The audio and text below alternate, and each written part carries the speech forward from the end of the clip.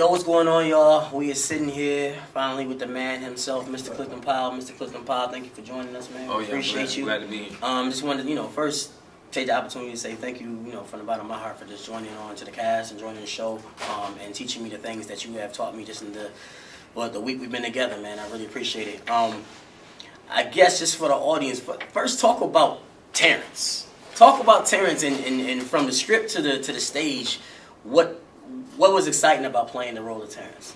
Well, I approach every role, the same. Just try to do the truth, So you wrote, this character is really well written and well drawn out, And I just try to bring the reality to a guy who is pretty much has no redeeming qualities at all, Right. But I think in the message in the play is, when your fathers abandon your kids, you basically are leaving him to the hands of almost anybody. Absolutely. And they could run into guys like Terrence, who probably didn't have a father himself. So, the message that you have in the play is really beautiful. The audience, this is my first time, really, yesterday seeing it with a full house and seeing how people react to that. And it's just a big statement. So I think Terrence is one of those characters that you drew, that you wrote, that just doesn't have any KDZ, when I turn your phone on. No, that's KDZ. Can you get a shot of KDZ? He's one of he's a rapper, but he's a hell of an actor. Thank you. I think the way you wrote the character, you didn't write him with any redeeming qualities, because there are guys out there who've been abused. It's a cycle. I think as you saw it in Minister Society, and a few other movies that I've seen. Donnie does it with 5K1. It's the kind of life, I come from the inner city. Luckily I had a dad, but my dad, when he was working, I had other role models and nephews and uncles and my sister. But for these young African-American males out there who don't have fathers, when you can run into a guy like Terrence, and some of those guys, because they didn't have fathers, it's just generation after generation of dysfunction. So Terrence is basically a dysfunctional guy who drinks and smokes weed to hide his pain. Yeah, that's true. That's true. And his humor, and we see at the end of the play, once Drake abandons his son, he's left at the mercies of a guy like Terrence. Absolutely. And what I heard you say though, you had a chance to actually see the audience react in last night's show, and I didn't even know this myself after the show, but you actually had a chance to view it yourself. And so what was your reaction of, anyway, what you did see, the scene at Raw? I know we flew you in, you have a chance to actually see it and rehearse it, but then last night you actually got the chance to just check it out. Yeah. What was your reaction? What was like the... It's real, it's real.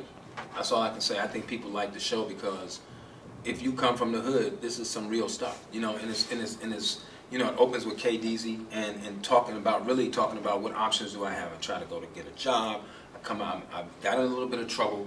I'm trying to turn my life around, but I'm trying to do it the right way, and I got to go back to the street way. And basically, watching the scenes unfold and the way you shoot it, really interesting to watch, and I had a good time watching the first half. Absolutely. And this is something for all the millions and millions of fans. Let me tell you, I'm just chilling with this dude. I've been learning so much.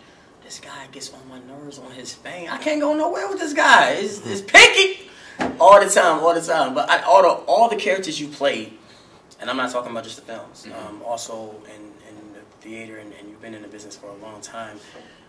Just what was your most, not maybe your favorite, but your most memorable character that you've ever done? I think whenever you get a chance to play Dr. King on camera, or as an actor, it's the ultimate challenge and the ultimate, memory for me. But, doing Ray and that whole run with Ray and Jamie Foxx, and just being around Jamie and watching it unfold when we, from Jamie to Regina King to, Terrence Howard, Power cast right there.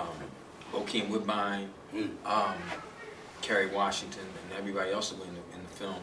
Just watching it unfold and watching Jamie, who's like a master, was just like a peak experience, And Jamie stood up and fought for me in the movie, to be in the movie.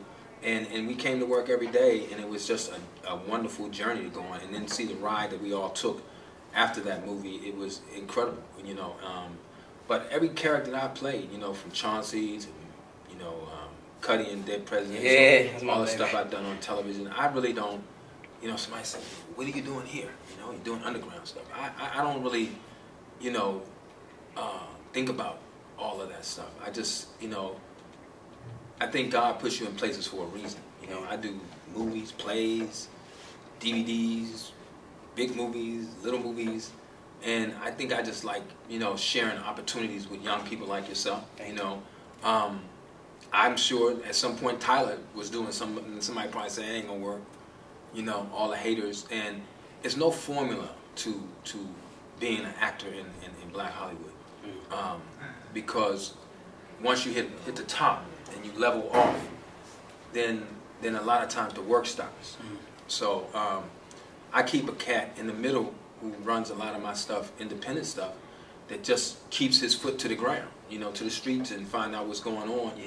You keep working, you keep yourself out there, but a lot of it for me is just being able to share and being in a certain place where God has you. I don't really worry about the fame and the money and all that stuff, because I came to Hollywood with about $1,500 and I've made millions, and I'm just grateful to God for the opportunity. But I think what happens when you start really, really making it and doing, you know, I've been blessed to be able to morph into different types of roles. Yeah. From Dead Presidents to Buffalo Soldiers to Selma Dr. King to playing Pinky to playing, you know, Rush Hour. You know, those are the versatilities. And I've done, last year I had a pilot, played a cop. I mean, I've done, you know, I've had like 4 TV series. I've been successful as an actor, you know. But I think what happens is you get to a certain place and you become isolated. Like if you don't become Denzel or Sam or Will Smith, then you're in the middle and you're hustling to get that next role that's going to make you or take you over the top. And I don't necessarily worry about that. I've had a long career, and I've done a lot of crossover stuff. You know, some of it early on it didn't really hit, like Phantoms and Deep Rising, huge budgeted movies that just didn't hit. You know, black TV shows, white TV shows, CSI, House, all that stuff. And it's really, you know, as an actor, man, you're just really creating roles and doing your work. You know, I go to the office. You know, like one of my guys is Sam. Sam goes to work. And I never planned or plotted trying to become a star or any of that stuff. I just like to work. And if I can be in an opportunity like this where I can share with young people like you, you have something I think is very special.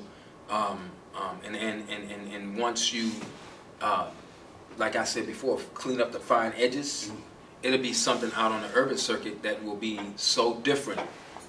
And you look back and say, well, we started right here, and now we did our first year run out on the circuit, and now we're talking about doing it as a movie, you know, and that's how it starts. And for me, I don't really look at it like I'm coming back to do somebody a favor. I feel like it's what God has ordained, you know. So every role that I play, this guy, I like playing guys like Terrence because it's like so different from how I am. So every role that I play, you know, I've done it just with the same zest. You know, all of it I have fun doing. You know, and that's where I am with my career. I don't worry about all this stuff because, you know, if you can have a 25, 30 year career like I've had, I'm blessed. You know, so and it's so. And the other thing I'm saying is there's so much talent in Detroit. It's incredible. You know, been coming here since the '80s. There's just a lot of talent in this town, and a lot of movies are coming to this town. So that's a good thing. Y'all heard it, man. We appreciate y'all joining us. This is like Meet the Parents, Access Granted. Man, KAMAL Smith, man, Clifton Powell. Thank you again, brother. Yes, and if you ain't come see the play, then something's wrong with you, and I hate you. I hate you. Holla back, man. I gotta get ready for the show.